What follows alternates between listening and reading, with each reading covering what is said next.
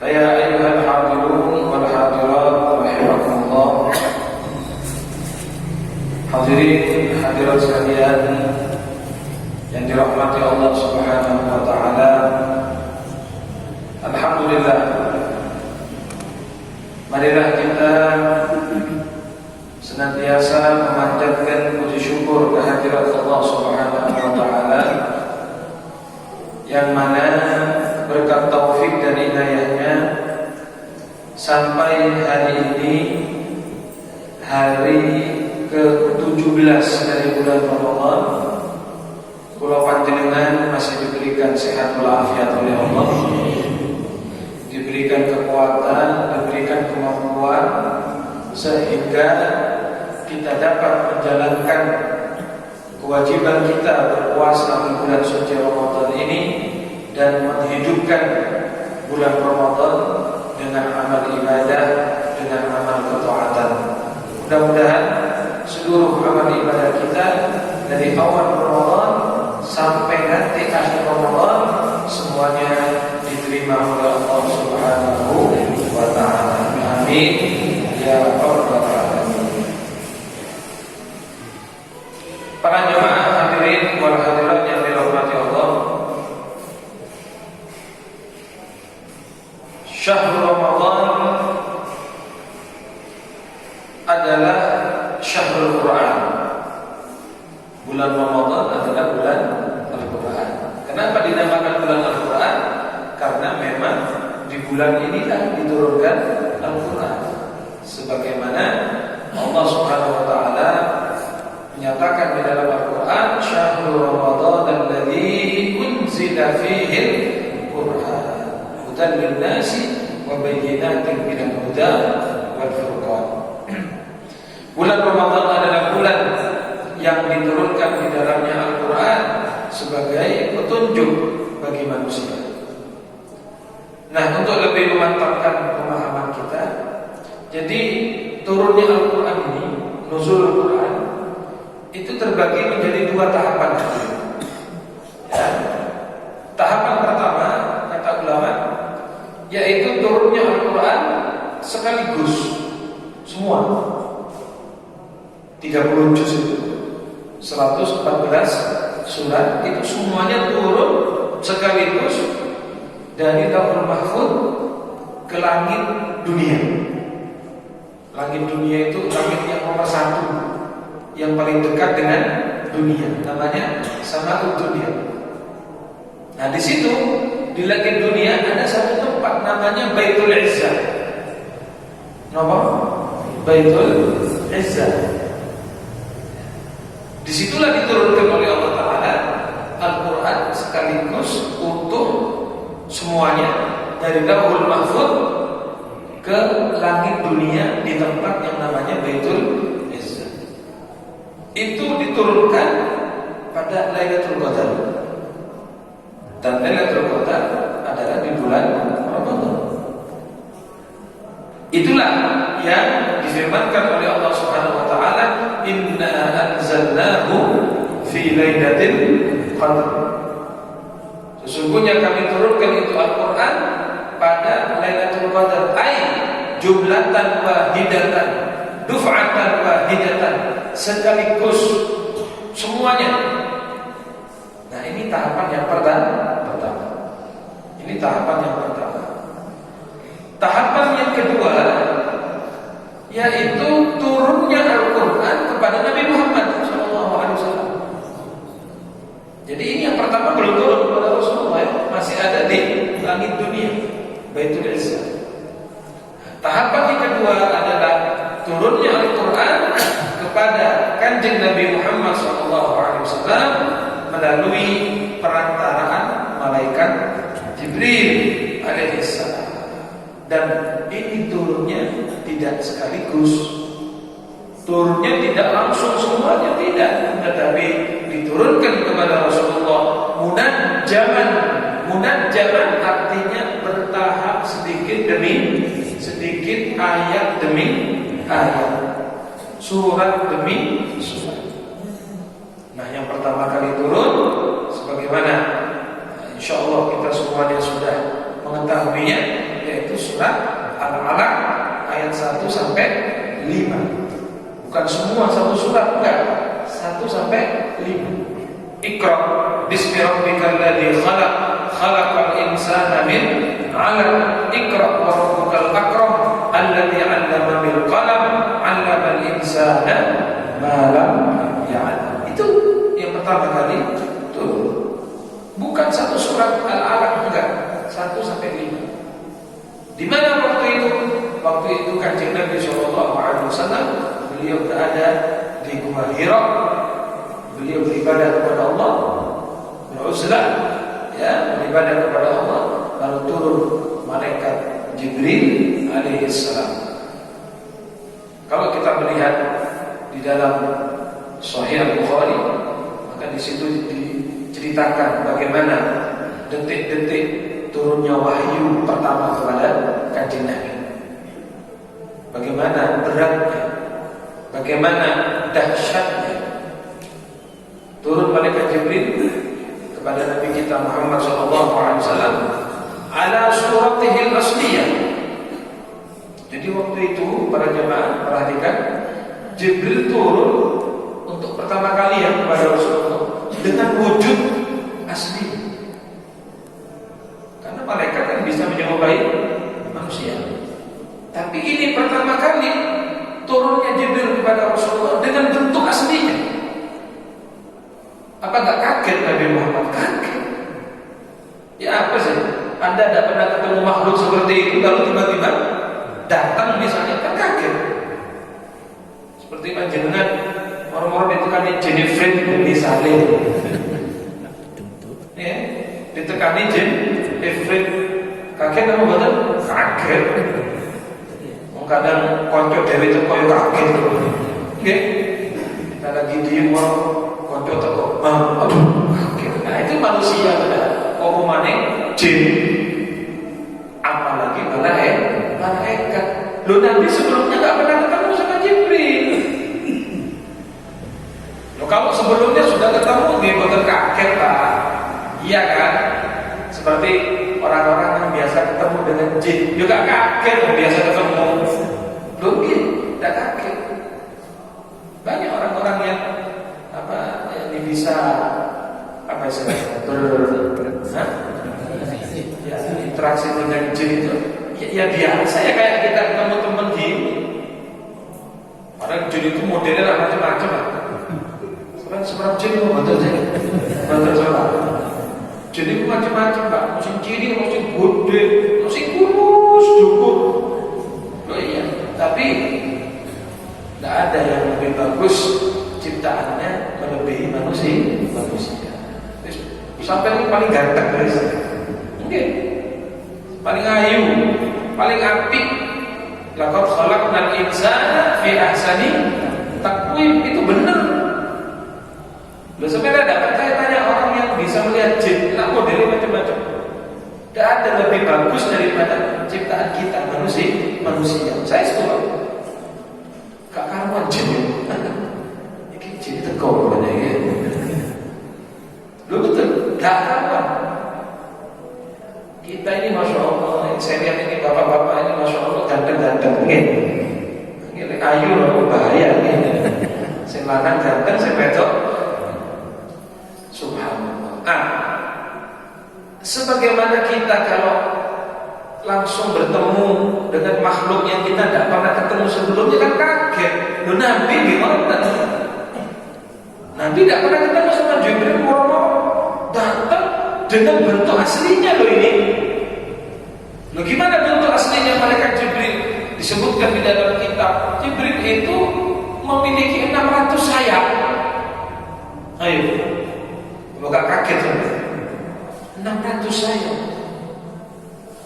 Itu kalau dibuka semua sayapnya, misalnya dibuka semua, ini bumi tertutup dengan sayapnya malaikat Jibril. Kalau dibuka semua sayapnya, apalagi sebagaimana kita ketahui, malaikat itu tercipta dari nur, ya kan, dari cahaya. Apa Anda sanggup melihat lampu film yang 100 watt misalnya? Tidak kuat. Mata kita tidak kuat, ya kan, terbatas.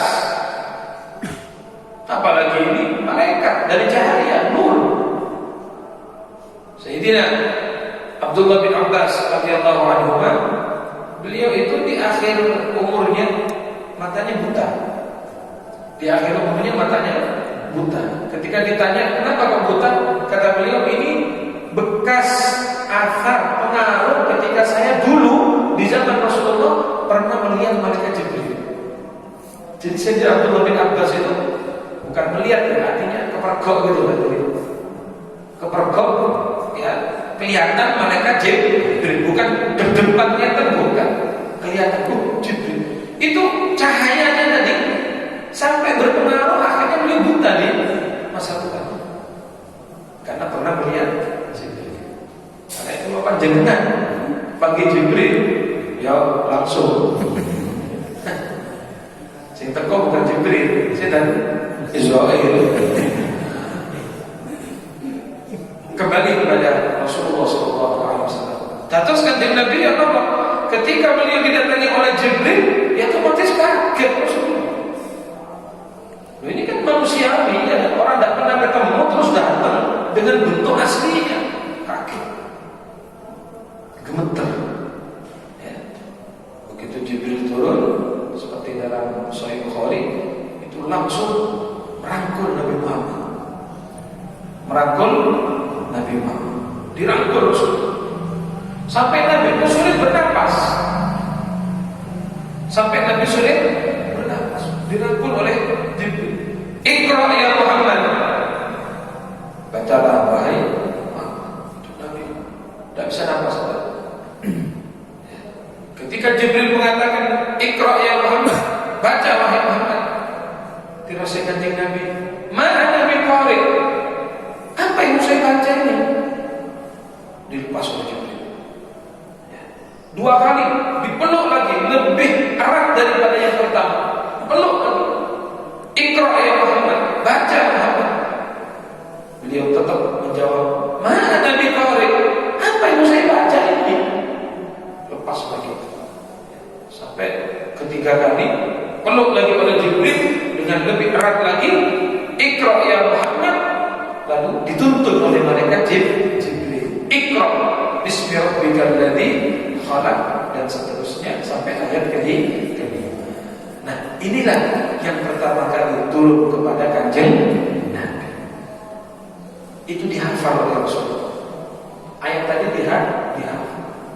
Nah, tapi hadirin alhamdulillah, ibu-ibu dengarkan, ini pengaruh ya.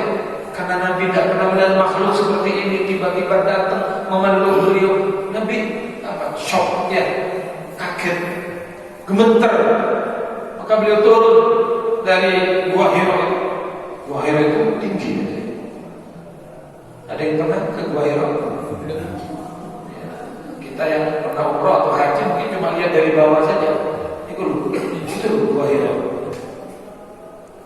Kalau kita naik, ya, karena gunung. Kalau kita naik itu antara 1 jam 2 jam, 2 jam sampai ke atas.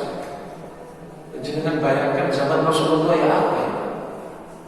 Sekarang apa oleh sebagian orang dibuat kayak apa, turun dakar gitu, masih lumayan. Dan zaman Nabi kan masih batu gitu.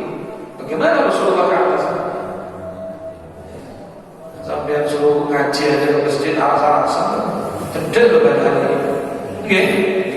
Tadi gunung, kita naik gunung, tidak paling 200 meter kata kau. Kalau disuruh naik gunung Hira, ibadah di gunung kaki Hira, gini sampai ngaku dewi. Rasulullah naik ke gunung itu. Nah, terus saya ini juga berpikir begini, ibu-ibu ya, Bu, tak kira tidur. Saya karena sambil membayangkan begini, itu Rasulullah ya, laki-laki, beliau dari gunung batu-batu sampai ke atas. Nah, Siti Khadijah bagaimana ketika menantar makanannya Rasulullah? Perempuan demi suaminya. Karena Rasulullah kalau sudah di Gunung Hira tadi berhari-hari,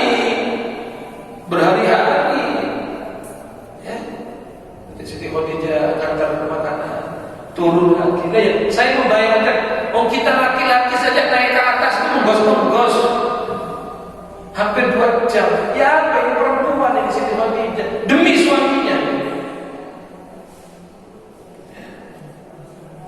Singkat cerita, turun Rasulullah dalam keadaan gemetar. Pulang dia sampai di rumah Siti Khadijah, beliau mengatakan kepada Siti Khadijah, "Zammiluni, zammiluni." Istriku, cepat selimuti aku, selimuti aku. Karena takut Rasulullah, syok tadi itu loh. Diselimuti oleh Siti Khadijah, diselimuti, ditenangkan oleh Siti Khadijah. Ada apa? Suamiku, kenapa kamu menggigil? Kenapa kamu takut? Cerita Rasulullah. Cerita. Iya, aku tadi waktu di Gua Hira, aku didatangi ini, aku cerita. Nah, Siti Khadijah ini punya misanan namanya Waraqah bin Naufal. Nah, Waraqah bin Naufal itu adalah seorang yang suka membaca kitab-kitab terdahulu gitu. Baca Taurat yang asli, Injil. Si Waraqah bin Naufal itu misanannya Siti Khadijah. Lah Siti Khadijah ingat, ini misanan saya ini Waraqah pernah cerita gitu ya. Pernah cerita bahwa nanti ciri-ciri Nabi akhir zaman itu akan didatangi oleh malaikat, sebagaimana yang dulu datang kepada Nabi Musa, Nabi Isa gitu. Jadi Siti Khadijah itu jangan-jangan ini suami saya ini yang bakal jadi Nabi. Jangan-jangan Rasulullah itu apa Nabi Muhammad ini suami saya yang didatangi oleh malaikat Jibril, sebagaimana yang turun kepada Musa dan Isa. Itu sudah firasat Siti Khadijah radhiyallahu anha. Maka Siti Khadijah sebagai istri ya, yang salehah tentunya menenangkan Rasulullah. Ya, kata Siti Khadijah, "Wahai suamiku, tenang. Tidak mungkin yang datang kepada kamu itu setan, tidak mungkin. Jangan takut, kamu ini orang baik. Kamu ini orang yang saleh. Kamu suka membantu orang, kamu." Jadi oleh Siti Khadijah dia apa? Ditenangkan. Paham ya ibu-ibu ya?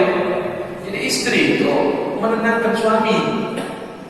Jangan pernah bikin panik suaminya. Ya apa mas? Gara-gara corona ini, ya apa ini? Bingung bojone. Ya apa ini? Ini hari raya kurang berapa hari ini ya? Baju tak beli, ini tak beli. Bingung suaminya, panik, akhirnya rampok, akhirnya nyopet, akhirnya maling. Ini gara-gara istrinya. Ya, makanya insya Allah ya, maling-maling itu ya gara-gara istrinya yang jadi maling.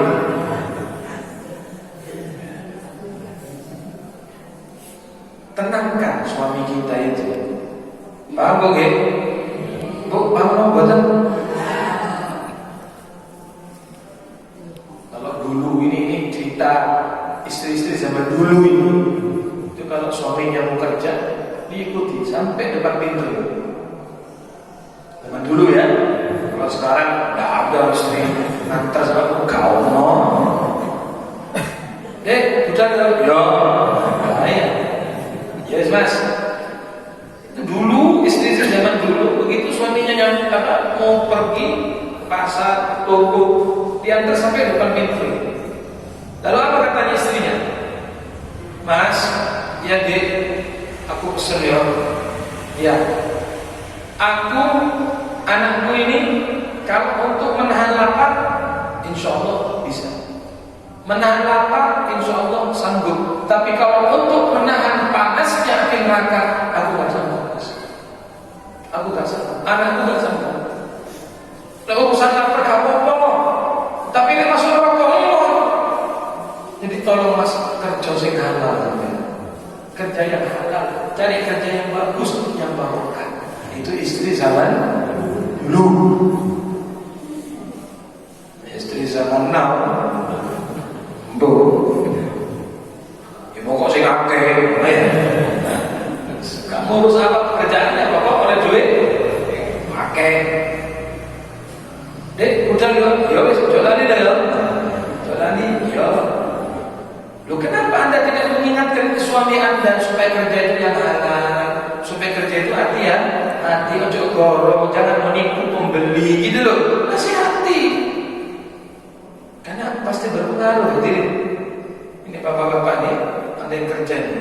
Setiap uang yang Anda hasilkan dengan cara yang syubhat, dengan cara yang haram, diberikan kepada anak istri, itu berpengaruh. Anda mengharapkan anaknya yang mondok itu jadi anak soleh, tapi Anda kasih uang dengan cara seperti itu, yang syubhat, yang haram. Mau jadi soleh dari mana? Dari Hong Kong? Dan isu Anda menginginkan istri Anda solehah, manhut, tapi dijejelin duit haram. Gak mungkin solehah, gak bisa.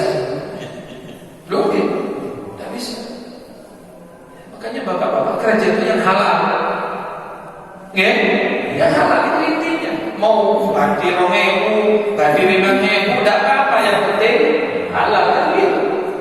Daripada kita untung langsung jutaan, puluhan juta untung hati, tapi nipu orang lain, gorong ketika jual beli, tidak barokah. Kalau tidak barokah, itu duit akan menguap. Tahu menguap? Habis. Saya pernah dapat cerita, ada orang kerjanya itu mana lo duit, mana lo rentenir. Itu rumahnya besar, tingkat, mobilnya kalau diparkir sampai keluar. Jadi garasinya gak cukup sampai keluar. Ya mungkin mobil-mobil orangnya tidak kuat bayar kan dia, ya ditarik, dibuat apa namanya, buat jaminan. Kan gak kuat bayar, penting mobil. Jadi mobilnya banyak, tapi kerjanya rentenir. Mana no duit. Akhirnya apa? Lama-lama mulai habis. Mobilnya itu habis 1, 2, 3, sampai rumahnya habis, orangnya ngontrak. Nah itu. Oma gak duit, mobil gak duit, duit tek, mana rumahnya ngontrak. Anda semua alhamdulillah, walaupun oma cilik tapi gak ngontrak. Paling nyewa gitu. Waduh aja mobil kontrak. Waduh sama. Saya nanya ini, kontrak sama nyewa sama enggak?